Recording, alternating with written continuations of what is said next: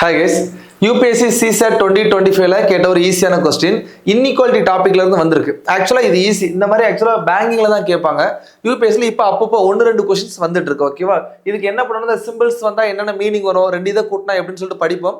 பாருங்க, ஈஸியா பார்க்கலாம். ஃபர்ஸ்ட் இது கொடுத்துருக்காங்க. தென் ஒரு ஏதோ ஒன்று கொடுத்துருக்காங்க. ஓகேவா? ABC இந்த மாதிரி சிம்பிள் கொடுத்துருக்காங்க.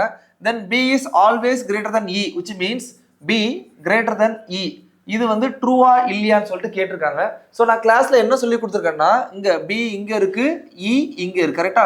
இங்க இருந்து அங்க போகணும். நான் அம்புக்குறி ஆரோ மார்க் போடுற மாதிரி சொல்லியிருக்கேன். இங்க இருந்து இங்க போகணும் அப்படிங்கிறத, ஏன்னா ஓப்பன் மார்க் இருக்கும்போது இங்க இருந்து நீங்க அங்க மூவ் ஆனா போதும். ஸோ இங்க பாருங்க, பில இருந்து வரேன், இங்க எனக்கு லாக் ஆயிடுச்சு, இதுக்கு மேல போக முடியல. அதனால கண்டிப்பா இந்த ஸ்டேட்மெண்ட் தப்பு. ஓகேவா? பி கிரேட்டர் தன் ஈன்னு சொல்லுது, அதுக்குள்ள காம்பினேஷனே நம்ம சொல்ல முடியாது. ஸோ இது வந்து தப்பு. ரெண்டாவது இதே மாதிரி தான் கொடுத்துருக்காங்க. பட் என்னது, S is less than V, always less than சொல்லியிருக்காங்க. விச் மீன்ஸ் இப்போ வில இருந்து நான் ஆரோ மாதிரி கொண்டு போகணும். ஓகேவா? வி இங்க இருக்கு, இங்க இருந்து கொண்டு வரேன் எஸ்ஸுக்கு வந்துட்டேன். ஆனால் நடுவில் சிம்பிள் பாருங்க, எஸ் இருக்கு, equal to less than equal to U equal to V இருக்கு.